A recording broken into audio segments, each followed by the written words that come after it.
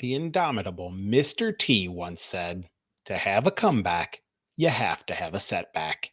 Fellow talking tacticians, is this comeback a sign of how FCC will be going forward, or simply a good moment in the midst of many setbacks?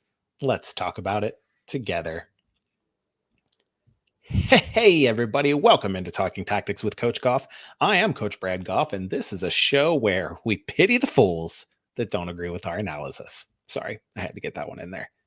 FC Cincinnati went to the vaunted confines of Mercedes-Benz Arena to take on Atlanta United, a team that has not lost there this season, and in fact has not lost there since last season when, you guessed it, FC Cincinnati visited. And they were able to follow suit and come away with a 2-1 victory. Things like looked like they were going to hell in a handbasket when Atlanta United took the lead just after halftime.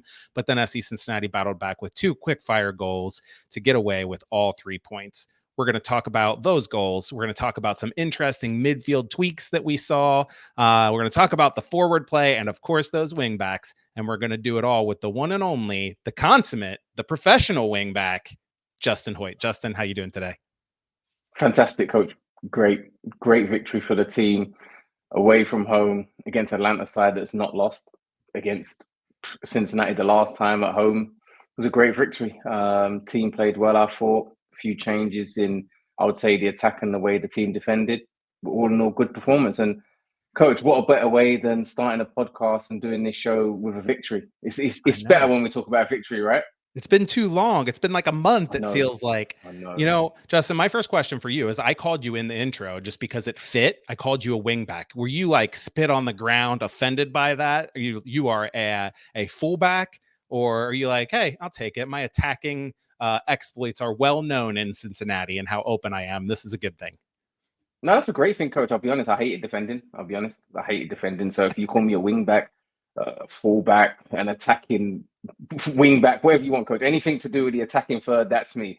You asked me to do stuff in the defensive third, I'll be honest, I didn't like it, but I guess I made a living from it and a job well done sometimes for the team and in my career. But no, I'm happy with the wingback shout, Coach, although I'm not sure I could play wingback now with that running up and down. That's not for me no more.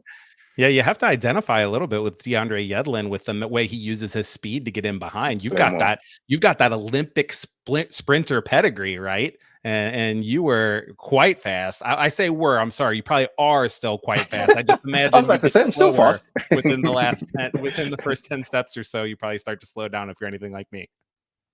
Yeah, I still got a little bit of speed. Training my daughter at the minute to sprint. She's quite fast at the minute, so we're pushing her. She's racing me every time. So as long as I can still beat her, I class myself as still fast. But Yedlin's pace really well in this game.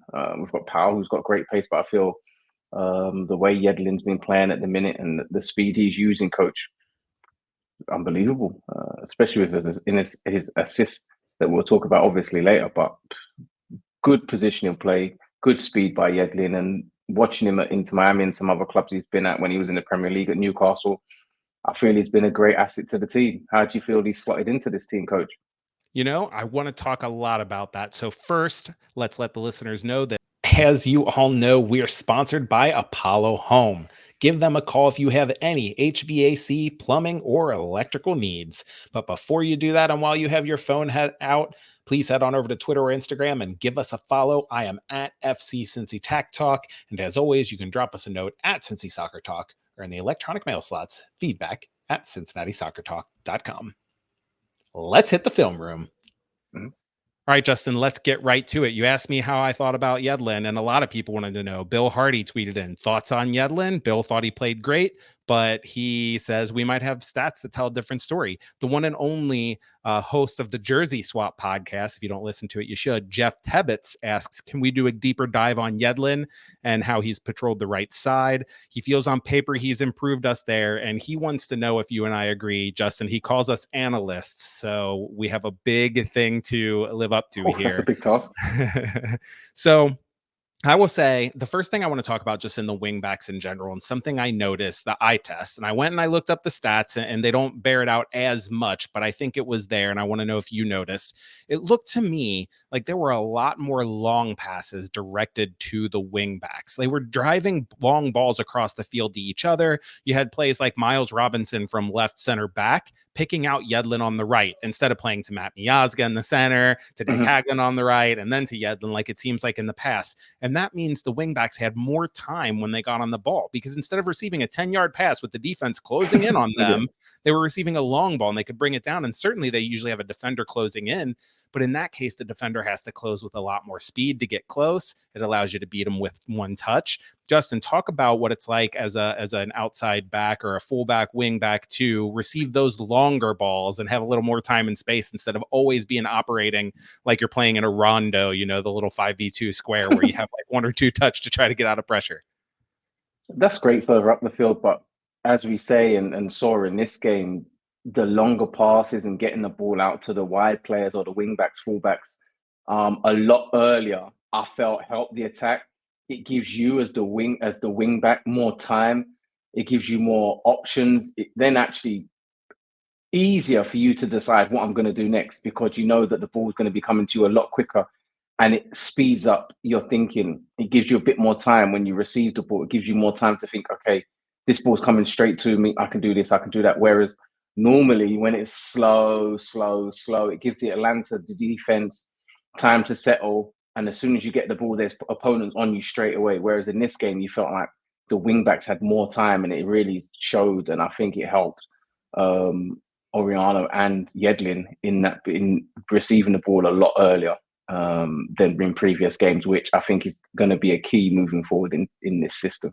Yeah, I think so too. I think that you have to assume when you have the numbers around the ball that you have when you play out of a 3-5-2 that wing back is usually pretty wide open, and you can't just hit blind passes over there, No. right? But usually that defense is shifted hard enough, especially when you're playing against the back four where there's not a defender in the immediate vicinity. And before we get to the individual performances there, I also thought another thing that they got the wingbacks doing is running forward with the ball more. And I thought one of the ways they did that is when one of the midfielders received the ball, it looked like there was a dedicated effort to know when I receive that ball from the left-hand side, I have an automatic release valve with DeAndre Yedlin on the right running forward, or Nico Mm-hmm. Oriano on the left running forward. So if you can receive across your hips there, which you can't always, but if you can, you receive off the hips and you just push it over to the right, and Yedlin is there picking the ball up. And I saw Pavel Bucha playing DeAndre Yedlin in that way multiple times. Again, we don't have the stats to say, passes from, Miles Robinson to Yedlin. How many times did that happen? I don't have that kind of information, but the eye test bared that out. Also, the team did almost double their typical amount of switches of play, where you basically hit in one or two passes the ball from one touchline all the way to the other touchline. So I think that shows. But let's talk about the individual performers, and let's start with DeAndre Yedlin, because he was one of the stars of the show in this match for me. We already know that he is so good in the press at giving that wide defender on the opposite team, when the opposite team has the ball, space, and then closing on that ball quickly as the ball's being passed to him, and just reading that so well. And you saw it right in the opening minute, the first minute of the game, he jumps a pass and it leads to a 3v3 break where he passes it to Corey Baird, and then Corey Baird, instead of shooting, tries to pass to Yu Kubo, and it's a turnover. But it's like right away you see that. And I'm not sure we've ever questioned his defensive chops, at least not on this pod. Maybe some people have. But Justin, what do you see from DeAndre Yedlin in general defensively that is not just good in this match, but has made the team better as a whole, maybe from last year? I would say his recovery, his speed to recover. I think you can see it evident in this game sometimes. Yes, I would say he's out of position. That's because he's an attack-minded fullback and wingback, and he's asked to do that job. But the speed of recovery that he's able to get back and stop attacks or help out with the defense, or the Miles Robinson or Hagland at times, I feel that's helped the team. I feel last season teams were able to get in certain situations on that side, and I feel really that's upgraded in that sense. And I feel last season, a lot of attacks were coming down that side. Now you see it. There's not many attacks. Okay, there is a few, but I'd say majority of the attack, especially in this game, teams aren't targeting that right hand side a lot this season. Why? Probably because Yedlin's in there. They know his experience. They know his pace, and I feel having that pace and that experience out there on the as a wing back on the right hand side, I feel is really helping the team. And I feel he's connected and got a great relationship. I think that's going to build with Hagland if they get more regular games. But that relationship with Miles Robinson and Yedlin, I think it's definitely made a huge impact on this side. And I feel that he's a leader on that side. And I've heard, the commentators say you hear it from the staff and the players that having him not just as a player on the field, but off the field as his experience and helping everyone and being a voice in the locker, another experienced voice in the locker room. I feel that's really, really helped this side. And I feel it's a great asset to have in this squad and moving forward in this team. Yeah, Justin, I agree wholeheartedly with that. And, I think one thing I noticed a huge difference from last year, and this is not to disparage Santi at all, the right back from last year. It's more just to say a difference in quality of a player. And I think this is a little bit athleticism and a lot bit game experience that you're talking about.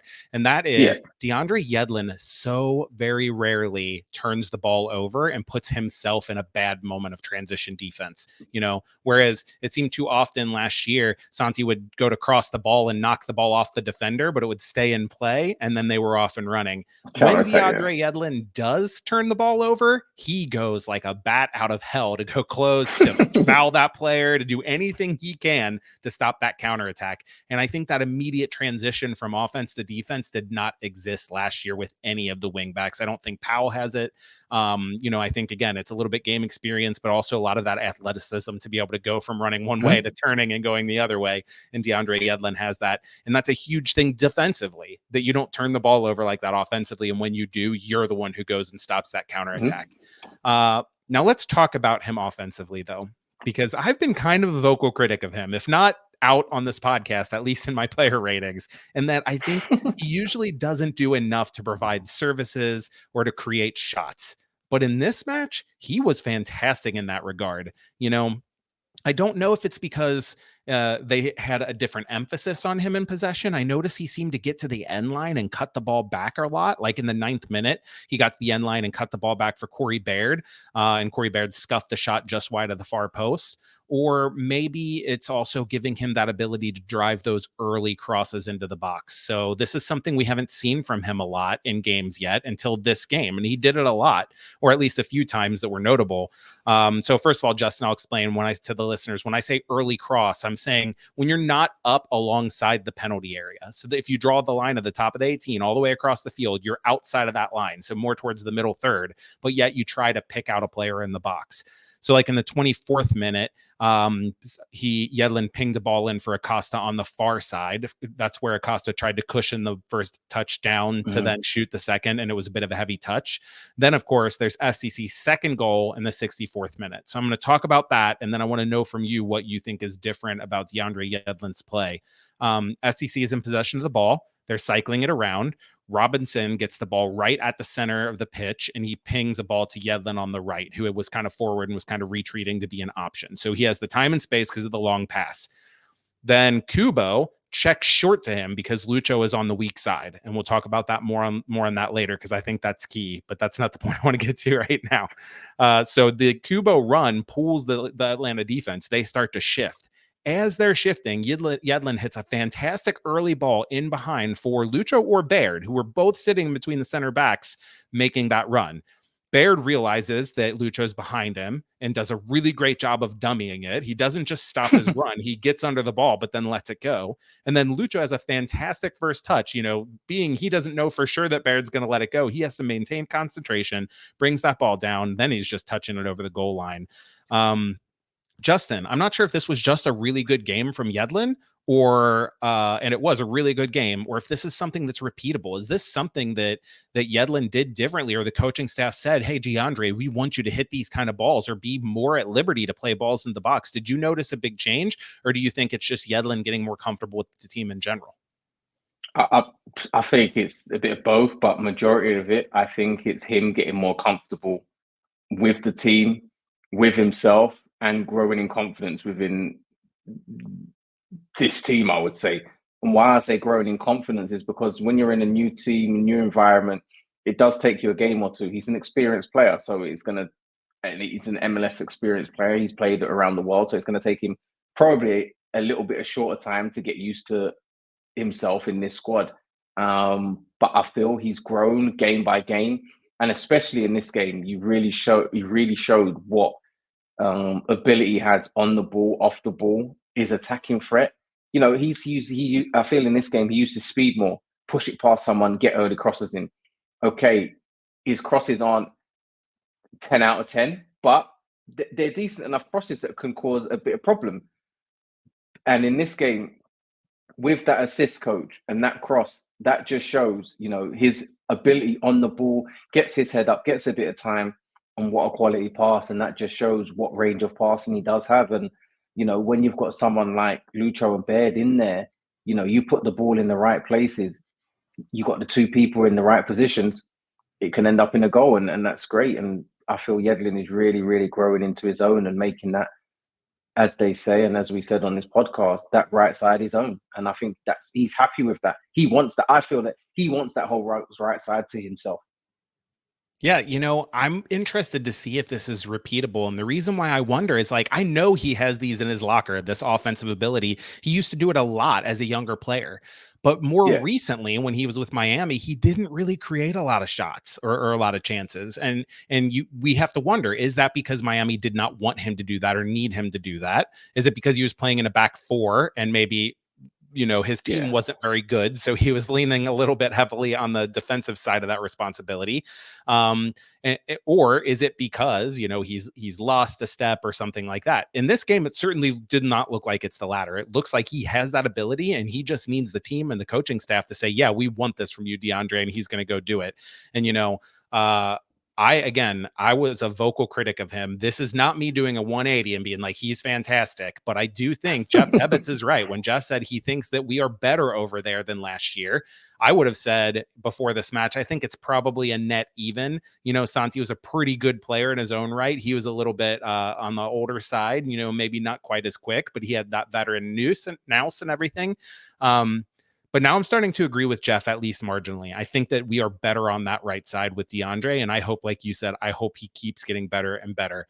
So now let's talk about the left side and Luca Oriano, because we already know this kid is very dynamic on the ball. In this match, he seemed to get the ball under that pressure that we talk about, where it's like, wow, you have those defenders closing around you. But it seemed like he was able to dribble out of it time after time.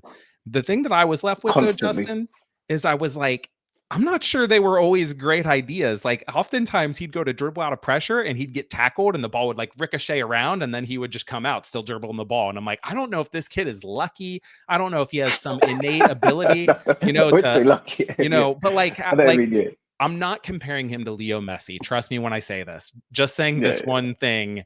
Lionel Messi has that ability to where even if you touch the ball while he's dribbling it, somehow it stays on his foot. Right? Yeah, now, Luca, it doesn't look as pretty. It bounces around a lot more, but somehow the ball stays on his foot. Do you think he's getting a bit lucky at the moment? Maybe he needs to refine his decision making, or do you think him dribbling out of pressure in this way is like a good thing and something that is going to be in his toolkit and he's going to continue to use and maybe even get better at?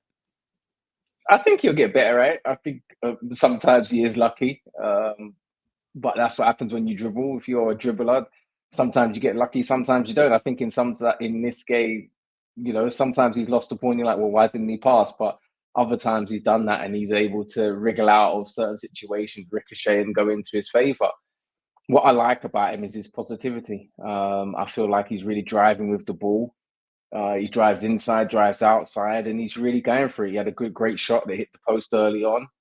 And I feel like maybe it was early on, I'm not sure, but yeah, it was I feel like he's growing in confidence as well. The only thing I worry about him is his positional play defensively, which I feel needs work. But the same with Barriel, it worked over as the season gone on. He got better in that position. But attacking wise, I think he could be a real threat. I heard the commentators say that he's building that relationship with Lucho And I feel that is developing game by game, similar to what Barry Al had. And I feel if them two can create something, okay, not Barry Al and Lucho had a great understanding. If Oriano and Lucho can create something similar to what Lucho and Barry Al had, I think you'll be great on the left-hand side attacking threat, because he is really, really dynamic. And I think he's really good as an attacking threat. And I'm sure teams soon will start doubling up on him like they did with Barry Al. Yeah, and I think you're totally right when you said that he gets after it. He goes at that defender every time, never lets that defender feel comfortable. And you know what that's like. Like when you have a kid that's always running at you, you're probably like, buddy, just play a negative ball every once in a while, would you? Trust me, especially when they're young and they want to run and they want to take you on every minute. I'm like, please, not today. Just give it simple, play back. That's fine. That's my job done. Thanks so much. Don't be running at me every time you get the ball. Let me have a little break. Let me have a breather. Let me attack you. Don't keep coming at me every minute, because really, I don't want that today. Yeah, absolutely. And since you mentioned it, you know, his defensive play, he definitely gets his positioning a little bit wrong every now and again. He showed a pretty good ability to recover. He's not getting dribbled that often, which I think is good. It's a good sign that his 1v1 defense is improving. There were some questions, and we'll talk about the defense later, but I want your thoughts on Miles Robinson playing over on the left, because it's something we had talked about as a potential with Luca always going forward, not quite being positionally great, having a more experienced defender than Ian Murphy over there. Having Miles Robinson over there might help him. And in this match, Miles Robinson in the first half, when he was playing on the left, was put in 1v1 situations with Saba over and over. I'm just going to say Saba because his last name, Lobajaznitse. So we'll just call him Saba, right? Saba was in 1v1 situations with Miles Robinson all night in the first half. And it seems like Miles Robinson pretty much shut him down, which meant, you know, we didn't notice as often when Luca was out of position. Did you notice that? Do you think that's the way going forward? Or do you think the upside with Murphy on the ball is too strong and we need to really have Miles Robinson playing his more favored right side anyway? I feel what you get with Miles Robinson on the left-hand side is that when Oriano does attack, and sometimes you get a player drifting out there, I feel Miles Robinson can deal with that 1v1 situation. I would say, let's just put it this way, a lot better than I feel Murphy will at this moment. Why? Because I feel Miles Robinson is an experienced defender. He's played numerous games in that position and he understands his positional role and knows how to defend in that situation, where I feel Murphy is developing into something that he wants to, that we can see in Miles Robinson. I feel that Murphy is like, let's say, understudy to what Robinson is. And I feel that Murphy needs to build himself up in that defensive situations, learn his 1v1s, which I feel is getting a lot better while he's been trusted to play in that game.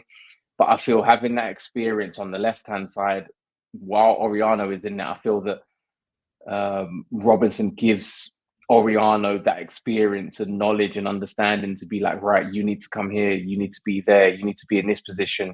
If I come over, you know, you can push. Sometimes they didn't get it right. That's a lack of communications. But I felt as the game went on, they really got it down. And then you saw that Atlanta stopped attacking down that side and went on the right side because they was getting no joy after a while.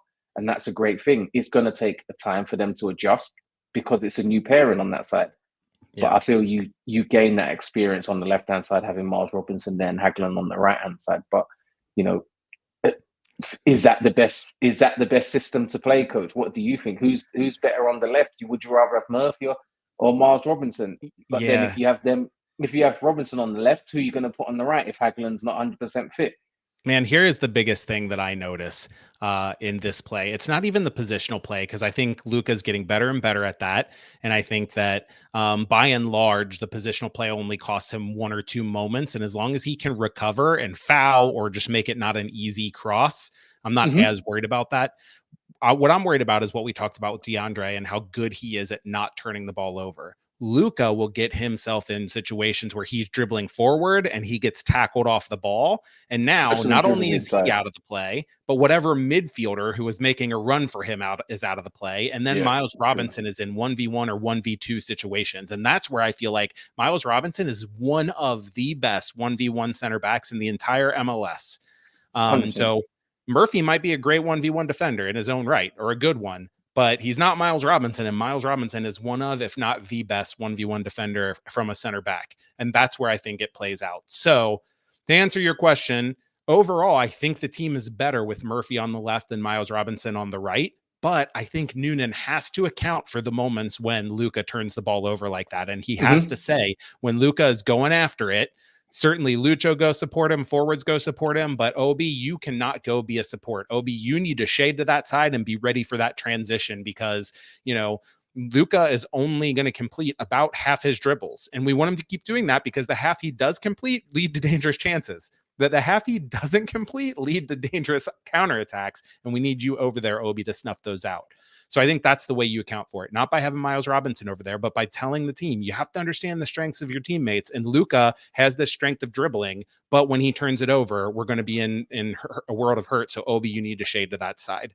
You know, let's stop talking about his defensive chops because that's not what he's out there anyway.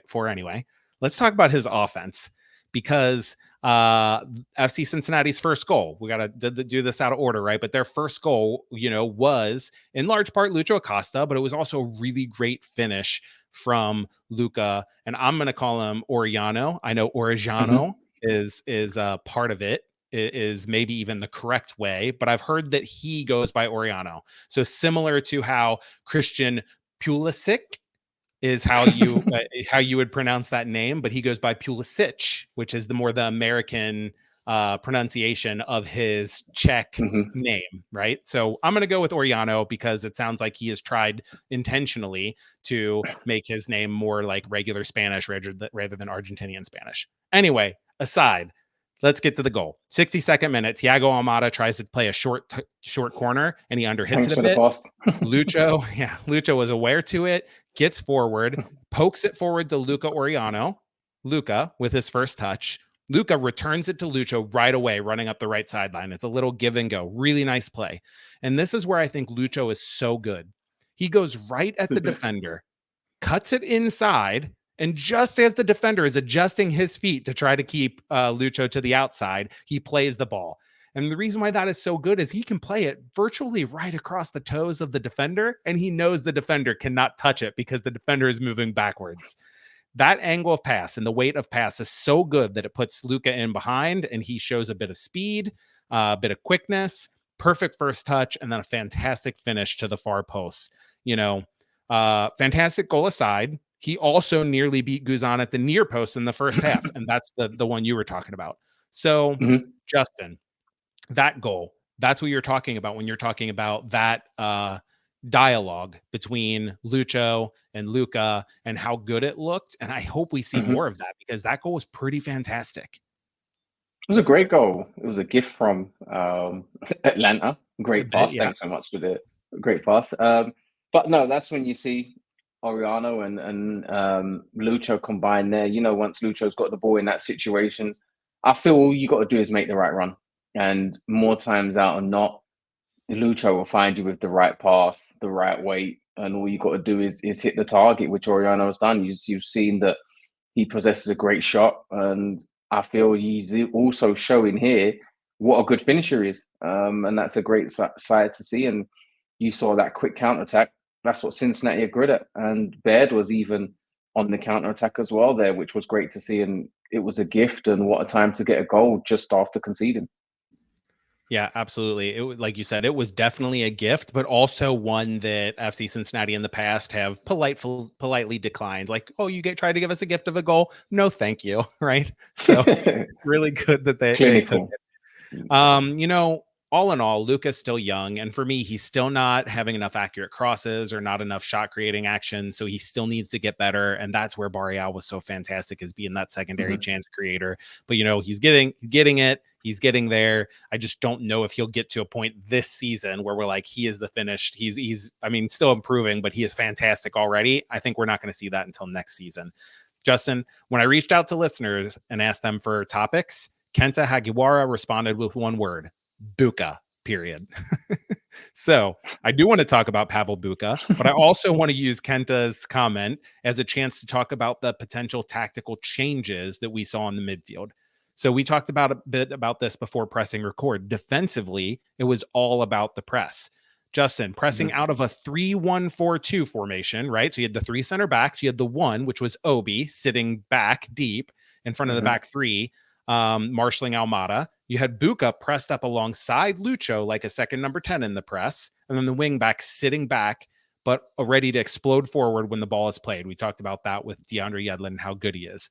And then also I thought the press was a little more selective. They were waiting for Atlanta to pick a side and then squeezing that space.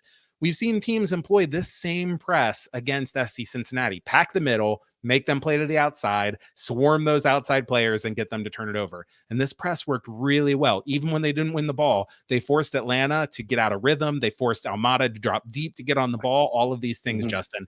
I love this tactical change, and I hope it sticks around. What about you? No, I'm really happy with the tactical change. And I also felt that I saw Obi play more central.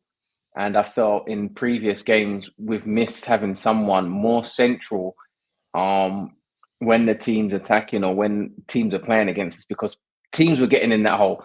And I felt Almada wasn't getting in that position. Why? Because Obi was in there. Majority of the time he was there. So it felt forced Almada to drop back and back to pick up the ball, which we see Lucho do. And what better way to defend against Atlanta than making Almada pick up the ball way deep? We don't want him picking up the ball in the attacking third or in behind Obi, which he did once or twice and was very dangerous. But majority of the time, I would say it's solid. Obi was there. I feel he pressed on the right cue once he saw Kubo and Bucha go. And I feel having Bucha and Kubo push higher up and help out with the press, I felt that really helped the team. And, you know, when we was talking about a formation change or personnel change, I think this was the adjustment that the team needed. And I feel going forward, I think the team will be more solid like last season. Okay, there was a different format to defend, but I feel with the personnel the team has at the moment, I feel that defending in that shape with Obi, the holding with Kubo and Bucha in there, I feel that's the way the team should start their defense and should start their press and press on cues like they did in this game. And I feel that team will be a lot better and more organized. Yeah, I think so too. I think it does a few things, right? Number one, it puts Bucha forward when the turnover happens. So now he's already up there to support the attack. Number two, and I didn't even think of this, but I think it's brilliant what you said. It frees up Obi to be just in the center and like reading the play and going either side. When we pressed with Bucha alongside Obi was only responsible for just one half of the field, right? It didn't free him up to go close down players. It relied on Bucha to do that. And those players were getting in those pockets of space because there was not that central block of the two high midfielders pressing. So pushing up Bucha in the press, I think we talked about the formation change. This is not a formation change, but they did change formations in their press. And that's kind of, I tweeted about it and said, I think that they don't have to change formations. They can simply change the way their players play in certain key moments. This is what I'm talking about.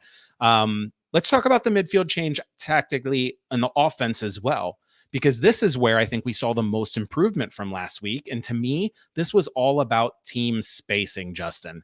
When Acosta was on the weak side, someone was always there to fill in the space on the near side. So when I say weak side, I mean the side the ball is not on. So it's what we talked about on Lucho's goal, right? When the ball was in the attacking third, and Lucho was on the weak side, generally it was Bucha pushed up in that space. There was a good example in the 34th minute when Yedlin scooped the ball down the line for Baird. Bucha presses into the right half space, allowing Lucho to hang out in the center. Baird plays Bucha and moves to underlap. Bucha touches forward and plays Yedlin, making the run up the line. And that's where Yedlin's cross was deflected, ends up off Bucha's chest, and Bucha tries to a left-footed shot, and it was blocked over for a corner. Now, Lucho was not involved in this play specifically, but it's a good example because if you look at the moment when Bucha hits the shot, Lucho is open to the center. And having him hang out in the weak side half space allows him to be open at that final moment. Instead of him starting that play, if Bucha would have slid it over to Lucho, he could have been the one finishing the play. And that's ultimately what we want, right, Justin? Him not getting every offensive third touch, just getting the ones that are leading up to the goal. Justin, when you talk about field spacing in the final third, You've been in locker rooms. I bet every coach you've ever had has talked about proper spacing or something to that degree in the final third. How important is that for a team to not just simply say, we're going to get numbers around the ball and combine, but we need to have proper spacing? How important is that to those attacking third sequences? It's very important. Unless you're a team that likes to play close, I'd say tiki-taka football, and you're able to create space in that sense and play through teams which Cincinnati aren't, creating space and getting in the right positions at the right times, and filling in gaps. I would say when I say gaps is getting the players in the right position, in between the opponent defense, not standing next to your opponent. You come off him in a little bit of space, create space for other people, and also creates runs. Lucho wants to be out there on the left-hand side. Okay, he was free and wasn't used at that situation, but having him hanging out there where he wants to be, out on that left, drifting out there, open, now and then getting on the ball and doing what he does, it's great. And it's great to see Bucha further forward as well. And I feel like when the team is at their best, I feel that Bucha is pushed further higher up and it creates that space for Lucho, because we know that a lot of teams are going to focus on Lucho. Whereas if we're now using Bucha, using Kubo, Baird was making good runs. I feel that now we're going to be a more dynamic team. We're going to see more chances created from this team and from this lineup with them little tweaks that Noonan has made in the attacking third. Absolutely. And like you said, you hit it, having an extra player in the attacking third to get attacking third touches, right?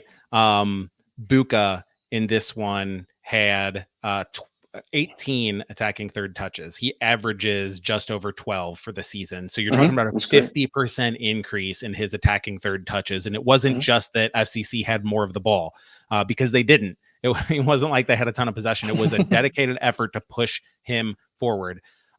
Justin, let's talk about the other situation that I think the similar thing happened, but this is when FCC is building from the back.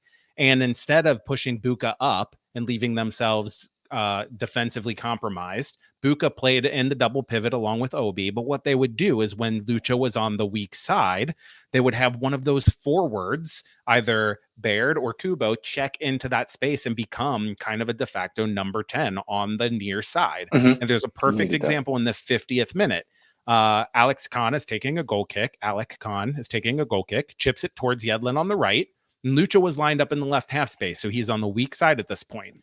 Yedlin is still able to flick it forward into the right half space because Baird immediately, when the ball went to the right, dropped into that space. Baird takes it off his chest and plays underneath to Bucha. And I maintain Baird is a good link up forward, just not a hold up forward. And this shows it. 2 touches and he's good. Ask him to hold on the ball, simple. Not as much. Bucha plays it to Lucho in the left half space, and now Lucho is off and running. And this is what I'm talking about. I'm talking about getting Lucho. We're gonna have to start calling him Luco if they start combining like Barrial and Lucho did. That's a good one. That's a good one. Luco. But Lucho is getting the same amount of touches, but he's getting them in the right spaces because he's not always checking to the ball and being the one to do everything, right?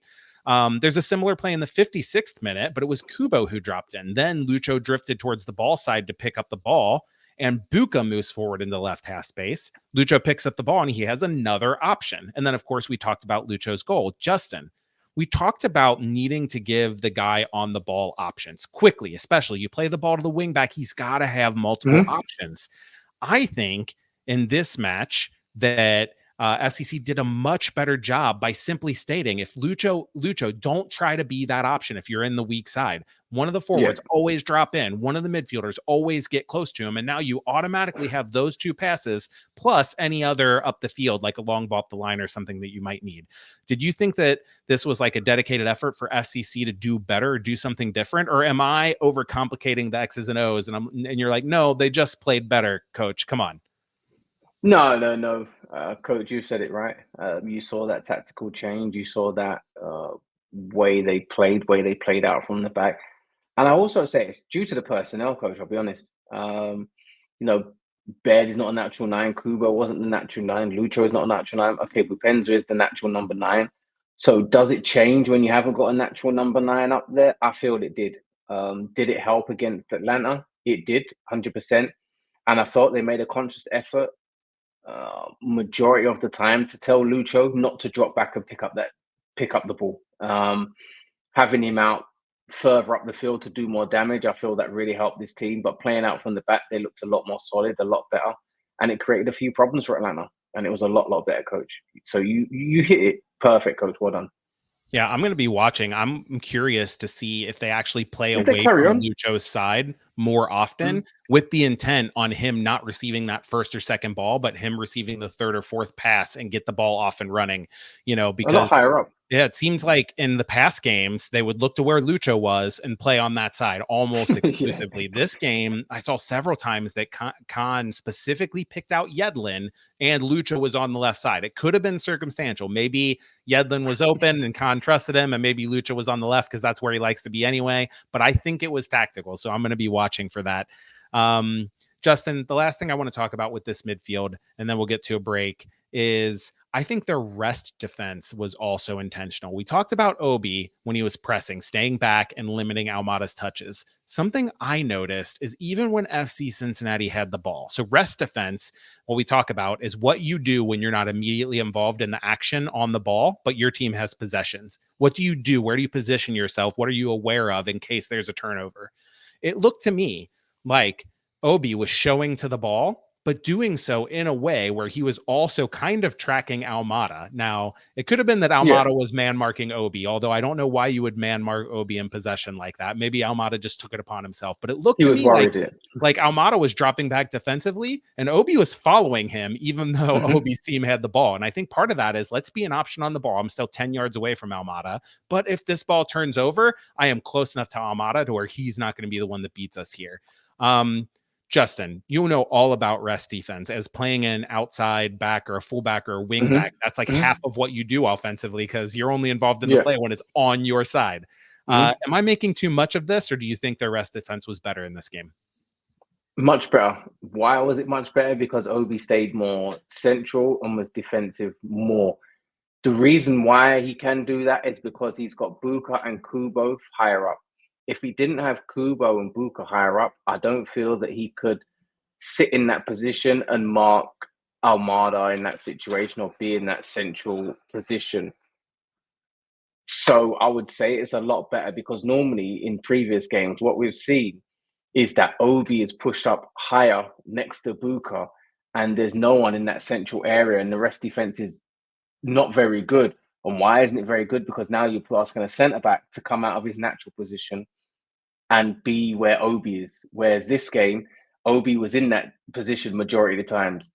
The times he wasn't and Almada was free, what happened? Almada created a goal scoring opportunity. And that just shows that the tactical change and the tactical understanding that Noonan and his coaching staff have seen. And I feel it really worked. And that rest defense was a lot better in this game than it has been.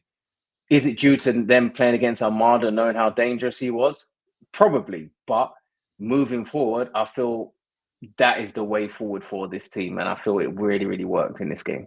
I agree. And before anybody thinks, why has this not changed sooner? It seems so obvious. I want to say, as a coach, I almost guarantee that what Pat Noonan was trying to do when he had Obi pushed up alongside Bucha offensively is saying, when Obi checks the ball, Bucha, you need to fall back and be that central player for rest defense. Obi, when Bucha checks the ball, you need to fall back. So it's like a pivot, right? They check in and out of the offensive system depending on where the ball is. But my guess is Noonan was saying, like, this isn't working. So I'm going to simplify it. And I'm going to say, no, Obi, your response is the defense. Bucha, your response is the offense. And I think that's better. That suits their styles better. Bucha is better offensively than Obi. Obi is better defensively than Bucha. So I hope that this stays. I hope it's not just an Almada thing. Justin, I think that we beat this midfield into the ground. Hopefully they keep going. Let's take a break and then come back and talk about the Atlanta United goal, maybe some possible FC Cincinnati defensive frailties, and Pat Noonan's decision to leave Boupendza on the bench. Beyond Exercise is a local physical therapy and fitness company that helps anyone get and stay active. They have helped Nick Haglund and Brandon Vasquez with their physical therapy and strength training needs during the off-season and currently are still offering a $50 discount for their ACL injury prevention screen that was piloted by Nick and Brandon. Learn more at gobeyondexercise.com. I also want to let you know this episode is unofficially brought to you by Some Kind of Alchemy. out of Oakland United Beer Works. This beer is bright and piney with a nice big bitter. A great beer from a fantastic brewery. Check them out if you're ever in the East Bay. I gave this beer a 4.25 out of 5. If you want to talk to me about beer or soccer, you can always get at me on the socials at FC Cincinnati Talk. If you have a question or comment, you can get at me there or send me a note to feedback@cincinnati-soccertalk.com. All right, Justin, so many people wanted to talk about strikers. Jeremy Miller, Phil Denton, Garrett Griffith, Debbie C, Bill Baleo 1. Let's talk about the strikers. Let's talk about Corey Baird, his upside. Let's talk about leaving Boup on the bench and how that might have affected team chemistry. One huge thing, when you mentioned it, with Baird and Kubo starting, is they're both players that are not natural number 9s. But I think what this also allows on the high end is that they are both players that are highly aware of what's around them. Kubo, because he's used to playing midfield. Baird, because he's used to being a 1 and 2 touch link up player. So you see them when they're not on the ball, looking around and seeing where the other is, seeing where the space is. And we talked about it earlier. This really helps in that spacing when you're in possession. The problem is they both have certain struggles, let's say, in the final third. Justin, in general, just this partnership, Baird and Kubo, how do you think that it looked in terms of, is this a one-off? Is this something we could see more? Was this a partnership made in heaven, or did they just make it work? I think they can make it work. I think it's a good partnership. I think they've got an understanding. I feel they have more flexibility. Kubo is naturally knows can play any position. And I feel Baird had a better understanding with Kubo in this game. And I feel the two of them, I guess they're similar players, not similar in I feel Kubo's football IQ is a lot higher, but I feel that their understanding of when to make runs, when not to make runs, I feel that Baird had more of an understanding with Kubo than he has, and I feel that he really understood his role in this in this game and his positioning in this team for this game. And I feel we saw the potential of what Baird can be playing on a regular basis in this system. He's not a hold-up player. We know that. He's a player that makes runs in behind. He makes good runs, good timing of his runs. And having someone like Kubo and Lucho to combat that, I feel that these two can work offensively and defensively. Now, if we're looking for a poacher, can he be that poacher in the box? Maybe, maybe not. We don't know. But that's what I worry. He's got the ability. That's the only problem. That's what we're now looking at. But if he's in the right positions like he was in this game and he's not hit the target, that's a confidence thing. As long as he's getting in them positions, I'm happy. But is he going to score you 10, 15, 20 goals a season? He's running out of time this season. If that's who knows? Yeah. We don't know. We don't know. You mentioned confidence, Justin. You've got to give him a bit of a run in this with Kubo. There's rumors of a new player, but if he gets a run with Kubo, who knows? But it's a confidence thing with him. Once he gets one goal, I think his confidence will grow. But I hope so. You talk fans about will run out of confidence. Yeah, it looks like he can't buy a goal right now. He had 3 shots. It's hard for him. It's hard. Post, one was blocked, and one he scuffed wide. I talked about that the moment in the first minute of the game. That shows the lack of confidence. Normally, a striker is played in 3v3, and he gets that touch inside the penalty area. He's shooting. That's what he's doing. Instead, he tries to pass to Kubo, and Kubo's like a yard away. Right. There's another chance in the 15th minute when Yedlin, I think, was trying to pick out Lucho at the top of the box, and Corey Baird basically took it off Lucho's foot, stretching to get the ball. And then you'd think, okay, but that's what we want. We want strikers to want the ball. But then instead of hitting the shot with his second touch, he tries to dribble the defender in the box and doesn't even get a shot off. Yet, Justin, like you said, it feels like he played better in this match than he has of late. I don't know if it's a function of the team playing better, or maybe, the announcer said he's getting closer. He's going to grow in confidence because he's getting closer and closer to scoring. Maybe that's it. But Justin, let's shift our attention to Kubo, because he is tied for the team goal lead in goals. But that's only with 3 goals, and 2 of them were tap-ins.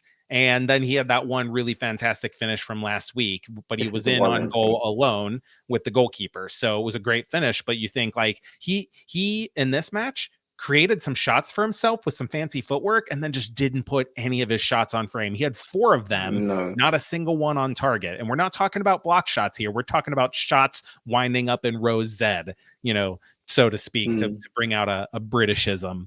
The best thing about Kubo, however, is that when he is not clicking offensively, he still brings so much in terms of tackles, dual percentage, and keeping the ball moving in possession. Both of these players played forward.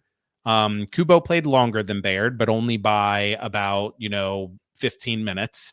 And Kubo had 52 touches. Baird only had 27. So that shows you that Kubo, even as a forward, is much more involved in the play. So Justin, we have some questions here. We talk about Kubo and how good he is in the partnership.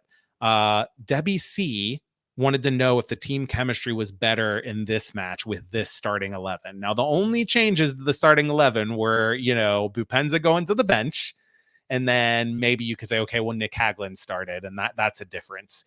The chemistry certainly looked better. Is this a function of Boupendza? Is this a function of the right personnel being on the field? Or is this a function of the coach's messaging starting to get through to the players and the game being simplified for them in the ways we've talked about? I think it was simplifying the play, the team you're playing against. And I felt that this personnel was great. I feel they've got a better understanding. Kubo and Baird and Lucho have a better understanding. Not to say Boupendza is not the right man, but I feel at the moment I would start Kubo and Baird and bring Boupendza off of the bench. People might think I'm crazy or think why. I just feel that he's at the minute he's an impact player that can come on and score a goal or two, and I feel like he'll run around more and be more effective off the bench. Why? Because I feel that attacking wise and defensively, Baird and Kubo have the right understanding in the attacking third and pressing wise. I feel that they really gelled right in this game. Now, to say, is it going to be the same way in the second game if they play together? We don't know. But I feel the team chemistry, to say, worked better in this game. And that's my honest opinion. And I feel he even look at the game, and I don't know the stats. I'm not a stats man, but I feel by the look of it, the team chemistry looked a lot better than it has done. Yeah. I think the question that I have is, can you play this same way with Lucho hanging out in the weak side half space and the forwards checking too? Can you play this way with Boupendza? And I'm not sure that he is that he has the ability to find the space checking back to the ball. Like, no, I don't think. No, forwards. You can't. Yeah. I agree with you, Justin. I think the goal needs to be Boupendza starting. I think in the near term, you have to show Boupendza what he needs to do and what he needs to get on board with. I think saying, look, we scored 2 goals. We won away in a difficult place with Baird and Kubo starting up top. We're going to roll that back out next week. I think that's fair as a coaching staff. Yeah. Garrett Griffith has an interesting question, and I'm going to put you on the spot. It's a difficult one. I think it's kind of an obvious answer, and I want to see if it's as obvious to you as it is to me. Garrett Griffith wants to know, if you ignore all the other factors outside of play on the field, forget about contracts, DP status, everything, who has more upside as a striker, Boupendza or Baird? Boupendza. Yeah, I have to say obvious, Boupendza. right? He's a finisher. He's a finisher. He's a goal scorer. He's a number 9. You've seen him play, I don't know how many games so far. You've seen he scores goals. He knows where the net is. Baird, I feel he's how many years in the MLS. I don't know how many goals he's scored, but I don't feel he's a prolific striker that Boupendza is. Boupendza will score goals, But at the minute, the team chemistry works better with Baird. But I feel Boupendza is and will be the number 9 for this team once he gets the understanding of his role defensively and attacking wise. But I feel, we've seen it this season already. He's a goal scorer coach. Man, even last season, he's a goal scorer. So many people, Justin, though, are saying Boupendza like terminate his contract, buy him out, sell him. No, He's he's a goal scorer. terrible. You need someone to he needs to score goals. He's a And goal I scorer. agree with you. He's a He goal has scorer. scored goals everywhere that he's been. No, he's a And goal you can scorer. go back and find my scouting He's report a of goal Aaron scorer. Boupendza, midway through last season. Go back in the He's a goal podcast scorer. archives and find it. What I said about him is he is a goal scorer. He will find He's ways a to goal score scorer. goals. The other thing I said about him is there's not anything else in his game that he is fantastic at. He is pretty good at dropping in and linking play. His movement is pretty good, not elite. He's not, I said he's borderline terrible passer. Like he can hit a pass and every once in a while finds one, but he plays so many missed passes. And that's what we've seen. So what needs to happen with Boupendza is what we've seen Coach Noonan do with Lucho. Get him touches in the right areas of the field. We don't want him receiving the ball in the defensive third or in the middle third at the edge of the defensive third and asking him to play the I know you'll love this reference, the Harry Kane role where he drops and picks the ball up and hits a beautiful pinged ball out to the wide to get in behind the Arsenal defense and score yet another goal. Never. We don't need him to do that. We want him to hang out up top, partner him with somebody, whether it's Baird, whether it's Kubo, whether it's Kelsey, which we'll talk about briefly at the end. That's the new guy. We need him to maybe drop in and play one touch and then get his butt back up top. We need him to be, we talked about Lucho not being the first or second pass, but being the third or fourth pass. We need Boupendza to be the fifth pass. We need him to be the one that is just scoring the goals, just banging them in. And right now he is trying to do too much. And I think a lot of that has to do, it's on the coaching staff. I think they need to tell him, like, look, Aaron, we need you up top. We will get you goals. Lucho will get you goals, but you need to be there. So let's give him time. He does not suck. He is not a terrible player. He's just not fitting in at the moment, and there's reasons. All right, Brett Sova wants to talk about Alec Khan, said he looked more confident in this game and wants us to call out his good performance. Tom Backey. Tom, get in touch if I'm not saying your last name right. You tweet at me all the time, so I want to make sure I get it right. Let me know.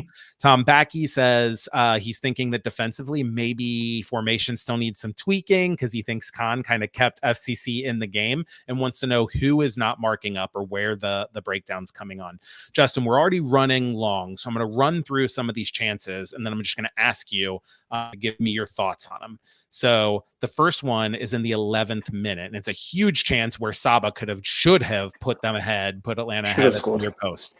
Let's see. There's a little moment where Atlanta breaks the press. Obi is matched up on Almada and leaves him to go stop the ball. I don't think he needs to do that. The ball is still at the edge of the FCC attacking third, so Almada is far away from the goal. As soon as he leaves Almada, the ball is played there. And now Almada is in the open field running. He plays a great ball forward to Saba, who's running in behind Luca. There's a bit of an issue of timing and holding the line here, I think, because it looked like Luca was letting Saba run, expecting him to be offside. But Miazga was doing what you're taught as defenders. When the ball is open in the open field coming down your throat, drop like crazy. Don't try to hold any line. Drop, right?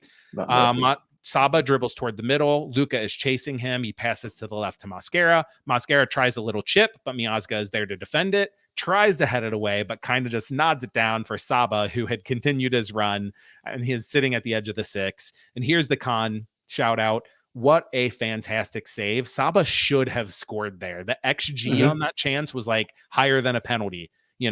Khan somehow gets across, does a fantastic job to get down and make the save at the near post. Justin, amazing save. There are a lot of little things here. Is this a defensive breakdown, or this is just a few little errors? What are your thoughts on this huge chance in the opening minutes of the game? I'll say it's just an error. We spoke about it earlier in the podcast and on this podcast with Obi in the central area. That one time that Almada gets in that position, Obi misses the slide, he misses the ball. If he wins that doesn't happen. That's that one time Almada gets that chance. I felt that Robinson is not in a bad position. I felt he gets caught in no man's land. Do I go to the ball or do I sit off?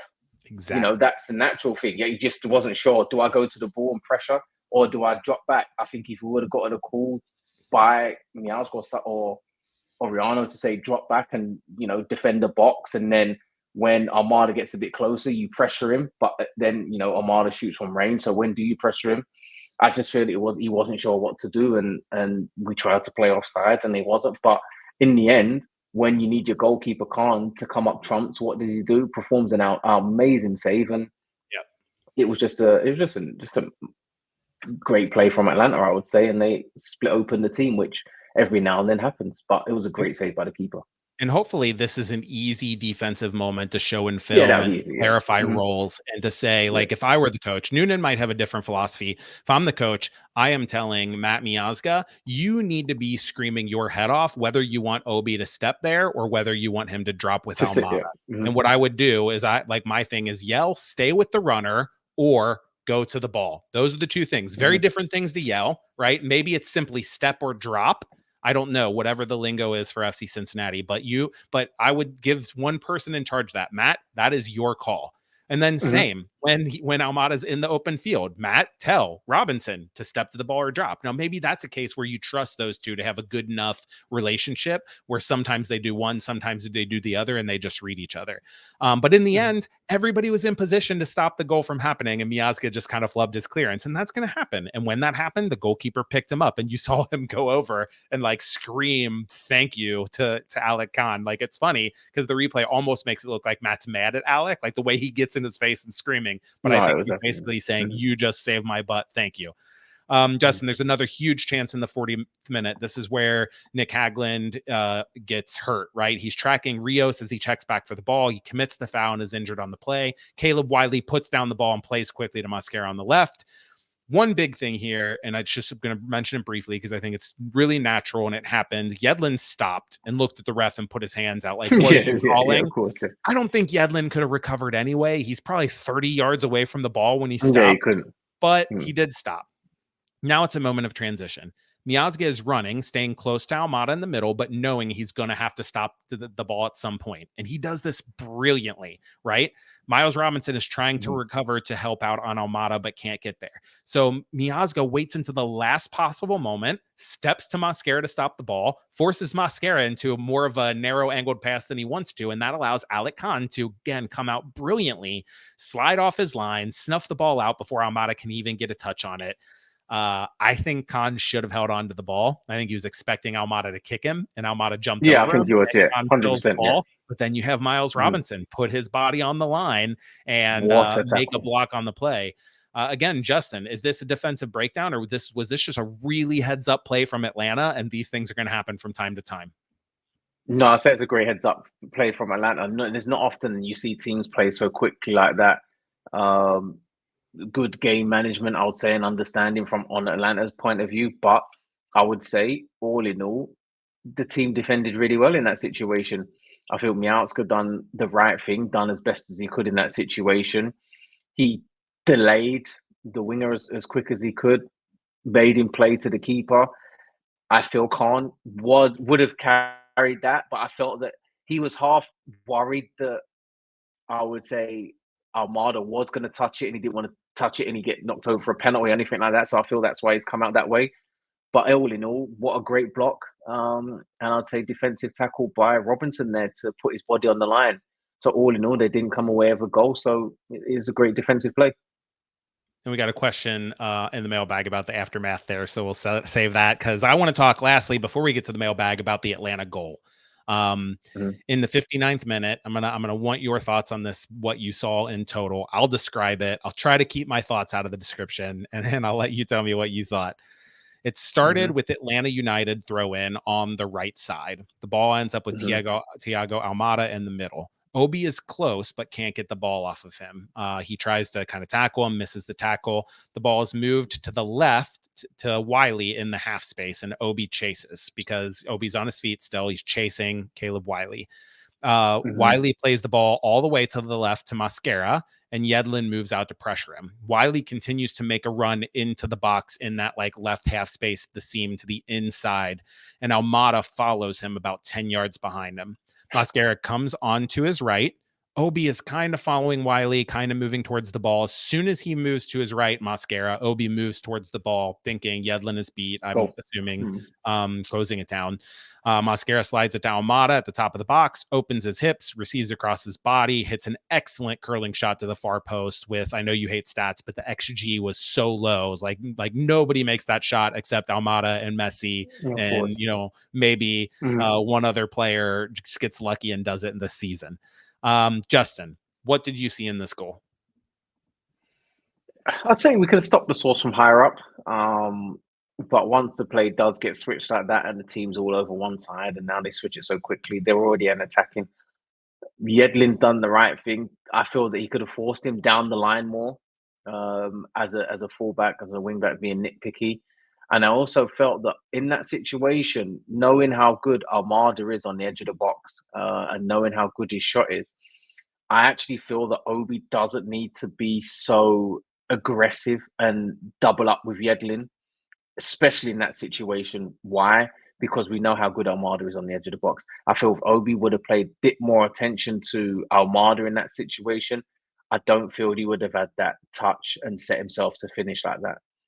They're the only things I would say, other than stopping the source higher up, are my only nitpicking about this goal. If you push that winger down the line and force him down the line, I would gamble and bet my money on the three central defenders we have are going to win the ball in the air. Because then he has to cross it. He's not passing it. He has to cross it, or it turns back out and plays further back, which is what we want. But you open that space with Obi going too far over with Yedlin, opens up the space for Almada, and what does he do? Finishes it. Exactly. And so I agree with you that this is not like, this is nitpicking the defense, because this is it is really nitpicking the defense. These little things, only because it was a goal, I would say we're talking about. But only for my good friend Brian Weigel, because he seems to think that Obi is without total blame in this. I'm gonna just I'm gonna cut this clip and send it to him, because Justin, I agree with you. The announcer made a big deal about Caleb Wiley's run and about how Obi was tracking it.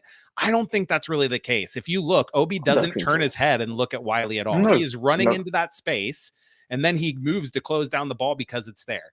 I think that he needs to be aware of Almada. You need to understand game states and players. If that was Lionel Messi, that you need to be aware of Lionel Messi. And you say, if I leave Caleb Wiley, who is a young left outside back, if I leave him and Miles Robinson doesn't pick him up and he scores, we'll take that. What we can't let is Thiago Almada beat us. And in this case, the only thing I will say to let Obi off the hook, and we just can't know this, is, was Miles Robinson aware of the play? Was he yelling to Obi that he would pick up that runner? Because in this play, just if you just talk about X's and O's, you have DeAndre Yedlin has pressure, Miles Robinson has cover, right? Obi has balance along with some other players, which means he is responsible for picking up the ancillary pieces, not picking up the pieces that are immediately involved in the play, like Yedlin and Miles. So anyway, nitpicking, like we said, it was a fantastic goal. This episode is getting really long, so let's hit another break and then let's get to the mailbag. It is that time in the show when I thank all of you for downloading today's episode. Thanks for continuing to download. Thanks for listening. And thanks for spreading the word. You can always go and rate and review the show at CincinnatiSoccerTalk.com/coach Apple Podcasts. It really does help us. I want to thank listener Aces Places, who left us a great review on there. Thank you for doing that. Thanks to all of you who I know will do that in the future. And thanks for spreading the word and telling your friends. Let's keep growing this thing. Also, you can become a supporter of CST and what we do over on the big website over at CincinnatiSoccerTalk.com/support. In terms of talking tactics, this show, you set the show. If you have questions for us about tactics or coaching, if you want to get a player's perspective on something, if you just want to share with us lovely notes of optimism like listener Mary Lou, you can always get at us on Twitter or Instagram or drop us a note in the mailbag. Speaking of the mailbag, all right, Justin, for the mailbag, first, Paul Rahman wants to know if I can explain the new 2-minute penalty rule. We saw it apply to Miles Robinson. He wants to know if it only applies if a medical is brought on the field. He wants to know if it applies to teams trying to gain a penalty by like flopping. And so the initial question, can you explain it? I'll just say no, and we can move on, right? No. So I'll try to explain my understanding. If a player goes down, with a suspected injury and stays on the ground for more than 15 seconds, the referee should stop play and call the medical staff onto the field. That to me means that instead of asking the player if he's okay when he's been down for 15 seconds, the thing that the instruction is to the referee, if he's been down for 15 seconds, call medical onto the field. Then that player, they couch it as like a player safety thing. That player has to move off the field for an assessment that should last at least 2 minutes. In other words, he was so hurt, he needs to be assessed for 2 minutes. So they don't make it like a penalty, right? There's some exceptions for off-field treatment if there's a potential head injury, goalkeeper injury, serious medical events, or fouls resulting in yellow or red cards. So when you talk about flopping, I think you're still going to see it because I think if players think they can get the yellow card, they know this rule doesn't apply. So you're still going to see it sometimes. I think players are going to have to develop an internal clock where they get up if they are trying to fake it. And I think you're going to see sometimes like Miles Robinson, where the player has the wind knocked out of him or something that's not serious, but he stays down and he's going to have to leave the field. This is one of those where on balance, I think that it'll kind of work out. People will start to adjust to it. They'll figure it out. But in the near term, it's going to be crazy and off-putting and weird. And Justin, I just want to give you about a minute to talk about how much you love this rule because you love it, right?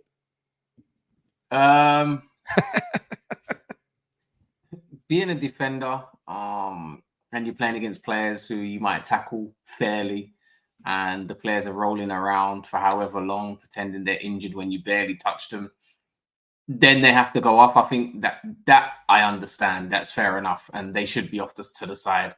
Teams can use it to their advantage to be up a man. Where it gets a bit confusing, I think even in this game where there was 2 players down from Cincinnati and they was asking, do both players have to go off or does one player have to go off? And I feel that's going to get a bit confusing.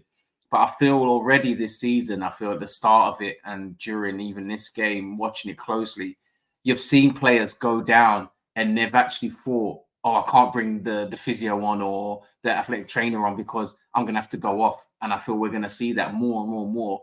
The players are going to be rolling around saying they're injured and then being like, oh, no, I can't do that because if someone comes on or whatever not, then I have to go off for 2 minutes. And I feel that is going to change. And I feel that's already starting to change. And players are starting to understand that they can't be rolling around and, I'm injured for however long. And yeah, you saw it when against you, and especially in the last couple of minutes, if you're out for 2 minutes, coach, that could really work against you. You saw it when that play happened where Miazga and Robinson both went down with head injuries. Yeah, he was like, what? Miazga was like holding his head, and then all of a sudden he hopped up, and he's like, I think he realized his head probably hurt. I'm not saying he's faking it. No, he wanted the foul called. And then he hopped up and like, I can't risk this. We can't both be out once he realized Miles was down. To answer the question from Paul Rahman, I do think it only applies if the medical is brought out onto the field. I think the directive is from the refs. If a player has been down for 15 seconds, call the medical onto the field regardless, and then they have to leave. Justin, we have gone long today. That's the only question we have time for. I do want to say, I want to say thanks to listener Mary Lou, who sent a really nice email in talking about your positivity, along with a photo of a ticket she saved with your beautiful mug on the face of it. And I was like, Mary, thanks. Justin will be in Cincinnati at some point. We will drag him if we have to. And I know we don't have to because he wants to come. When he's there, we will let you know and you let us know. And we will get that ticket signed for you, Mary Lou. So let us know. Justin, this was a fun one. Like you said, long talk because as a win, we had lots of good stuff. Yeah. Thanks for doing it, my friend. No, anytime, coach. Thanks. Great listeners. Great feedback. It's amazing to see you still got the ticket and great letter that we've received, coach. It's nice to hear some feedback, whether it be positive or negative. It's great to see, but the positive feedback and what we're doing to help fans and listeners understand the game, giving our thoughts on how the game went and what tactical analysis we see as co-host, coach. I think it's great. You make it easy for me, coach, on and off air, so it's brilliant. You're doing a great job. That means I'm not doing my job. I gotta keep it hard for you, making you hard questions. I don't like these hard questions, coach. You know me, I like it easy, especially on the field. I like it easy life. That's me. But Well, I don't want to let you off too easy here. So I actually have one more question from me. I know I acted like we were finishing here, but reports are that FCC have signed a loan agreement with a purchase option on Venezuelan striker Kevin Kelsey. I'm going to do some scouting work and get back to the listeners with my thoughts on him. But for now, Justin, he's a teenager, Venezuelan, playing in Ukraine, moving to Cincinnati with the season already 9 games in. What should our expectations be for young Kevin Kelsey? He'll be enthusiastic. I think he'll be really looking forward to it. New challenge, new environment, be up for the challenge. I think he'll be excited coming to Cincinnati. He's probably watched a game or two. All I know is that the fans are going to be behind him. He's going to want to play in front of the fan base. He's going to want to get involved, score a goal or two, and just give it all he's got. And the fans are going to love him. And I think he's going to enjoy his experience. And I've not seen too much of him, but I guess bringing in another forward, another striker gives us options, and it gives us another attacking threat. And us as fans are excited to see what he can do and bring to this team. Yep. And we'll talk about more of that as we see him in the orange and blue. But for now, and that is it for this episode of Talking Tactics with Coach Gough. If you want to do us a huge favor, make sure you're subscribed. Make sure you head on over to CincinnatiSoccerTalk.com/Coach Apple Podcast to rate and review the show. And make sure you tell a friend about us. Other than that, thanks to you all for listening. Thanks to Aces Places for leaving a review. Thanks to my co-host, Justin Hoyte, and thanks as always to producer Charles for making this show audible. I had fun today, and I'm hoping you did too. This is Coach Brad Gough reminding you that soccer is a privilege. So whether watching, coaching, or playing, don't forget to smile.